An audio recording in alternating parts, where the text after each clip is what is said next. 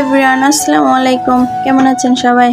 আবারও চলে এলাম আমি আপনাদের কাছে নতুন একটি ভিডিও নিয়ে। আশা করছি আপনারা সবাই পুরো ভিডিওর সাথেই থাকবেন। আমার বুড়ির অনেকদিন ধরেই বায়না করছে যে তারা পিঠা খাবে, মাংস পিঠা বানিয়ে দিতে হবে তাদেরকে, কিন্তু সময়ের অভাবে বানিয়ে দেওয়া হয় না। তো আমার কাছে তো বাচ্চাদের বায়নাই আগে, ঝটপট করে সব কাজ শেষ করে চলে গেলাম পিঠা বানাতে। এই তো দেখো পিঠা বানাচ্ছে সবাই মিলে।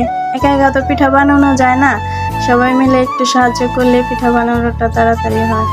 মাংস পিঠাটা বানানো কেমন হলো একটু জানাবেন প্লিজ। এরকম ডিজাইন করে কে কে পিঠা বানাতে পারেন কমেন্টে জানিয়ে যাবেন।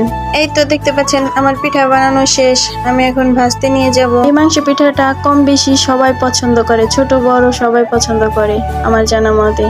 কার কার এই পিঠাটা পছন্দ আমাকে জানাবেন কমেন্টে প্লিজ। আমার তো অনেক ভালো লাগে। পিঠা ভাজা শেষে তারপর দেখি আমার বুড়িটার বড় ভাইয়া তার জন্য অনেক রকমের মজা এনেছে। এই দেখো ছোট্ট বুড়িটা কিভাবে আইসক্রিম খাচ্ছে। আজকের আয়োজনে ছিল গরুর মাংস, আলু দিয়ে ঝোল আর রুটি পিঠা, তার সাথে তো মাংস পিঠা ছিলই। অনেক মজার খাবার, আমার কাছে তো অনেক ভালো লেগেছে এই খাবারগুলো। আপনাদের কেমন লাগলো বলে যাবেন প্লিজ। এই মজার মজার খাবার শেষ হতে না হতেই আবার দেখি আমাদের জন্য বাহির থেকে পোড়া মুরগি আর নান রুটি নিয়ে এসেছে। এত খাবার কিভাবে খাই বলেন তো? গরু মাংস আর রুটি খাওয়ার পর এগুলো বেশি খেতেই পারলাম না, যেগুলো আমার অনেক প্রিয়। তো আজকের ভিডিও এই পর্যন্তই, সবাই ভালো থাকবেন। আল্লাহ হাফেজ।